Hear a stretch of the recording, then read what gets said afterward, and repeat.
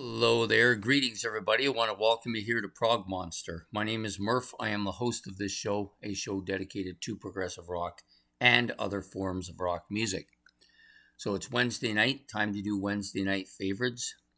We are going to be doing a top 10. I haven't done a top 10 for a while. I think the last one was maybe an album ranking. I can't remember.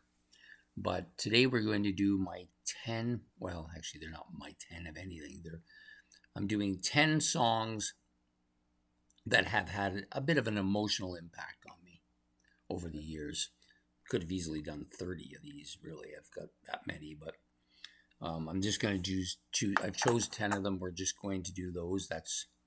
So I'm just going to talk about the song, why it has an emotional impact for me, and I've picked out 10. It's kind of random. I don't think any of these are in any particular order. And I do apologize ahead of time. This will be definitely out late. Another work-related stuff going on, so didn't get to it till very late. So anyways, let's get on to the way with the show. On was the show, this is it, as they say from Bugs Bunny. So the first one is, of course, actually I don't need my glasses. I'm so used to putting them on. So the first one's going to come from this album, Peter Gabriel's 3. Song here is Stephen Biko, or Biko as it's known. I don't know, for some reason, every time I listen to this song intently, I feel some kind of emotionally upset by it. And it always gets me, doesn't always get me when I'm listening to it, when I have it on the stereo when I'm doing something. But whenever I sit down and listen to it, that always happens. I don't know, I guess it's the story about Stephen that really kind of hammers home to me, and Peter Gabriel sings it with such emotion. So that's my first one. The next one out of the gate comes off of this album. Now I could have chosen any one of 2 songs off this album, but I chose to talk about Time. The guitar solo in this is so rippingly good. It's one of my favorite guitar solos.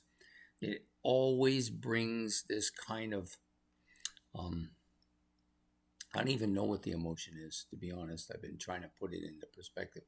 Just a sense of awe, I guess. I guess that may be the closest thing to it. Always has since the first time I heard it.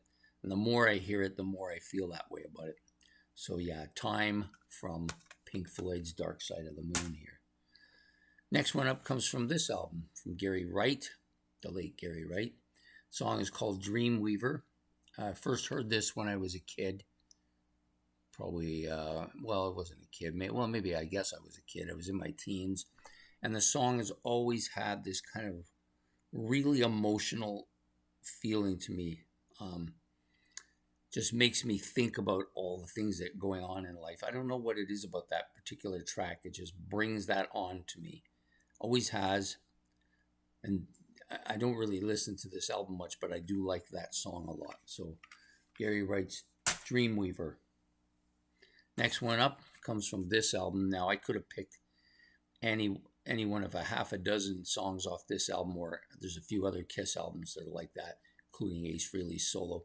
I decided that I would stick with the one that has always had the most impact for me, and it still has the most impact for me years later, and that's Rock Bottom. Starts out with this quiet kind of guitar feeling, and then it just explodes in there with the heaviness of the song, and it's best on this album. Just really killer riff. The emotional, the way Paul sings it is fantastic. It just always pumps me up. Just makes me want to get a guitar and start playing it, even though I don't play guitar, or hammer away at the drums.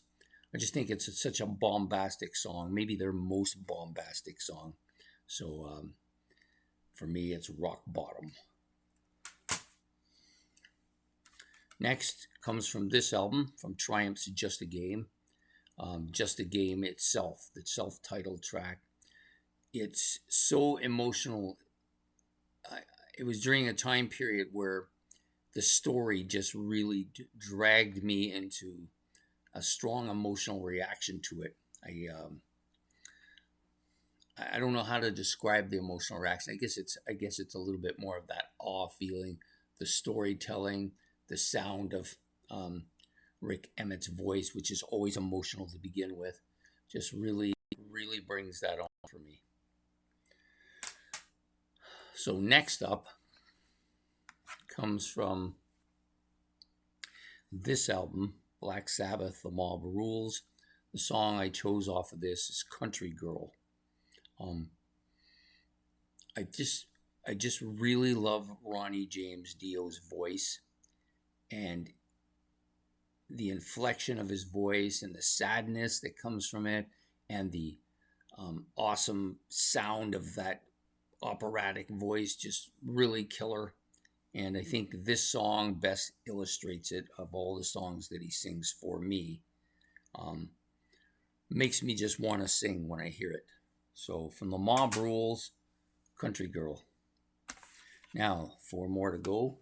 So here we are, Styx. Yeah, we all know where I'm going with this one. Queen of Spades, one of the most emotional tracks. And Styx has a lot of songs like this. They are one of my favorite bands to sing. Just makes me want to sing, makes me want to soar with my singing. This particular song, Queen of Spades, I love that little part at the beginning, but I also love that heavy part. It almost makes you feel entrapped at times, and I feel a sense of being conflicted with stuff. Yeah, I love that song. Queen of Spades from Styx's Pieces of Eight. This one is maybe the most emotional song of them all. Comes off of this album, Even in the Quietest Moments, the title track.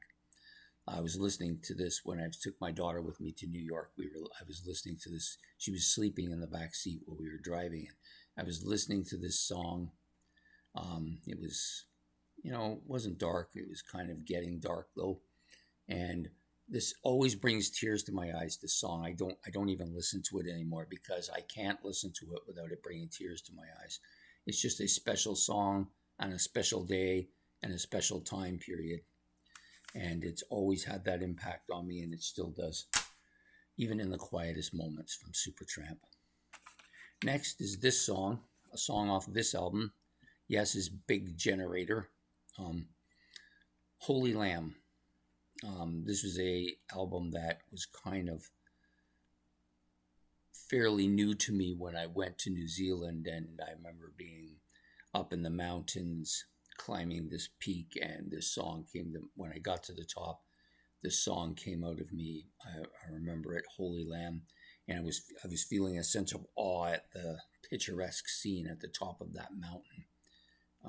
Took some pictures up there too, just absolutely breathtaking, and the song just fit the scene all together fantastically. So Holy Lamb from Yes's Big Generator. And the last one from Rush's Caress of Steel is Lakeside Park, which is my favorite Rush song.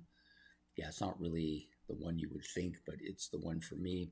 It strikes home for me because I've been to Lakeside Park. I went there as a kid. I went there as an adult. And so I kind of identify with a lot of what's being said in the song. And it makes me think of Neil all the time. When I hear that song, for some reason, that's the song that makes me think of him.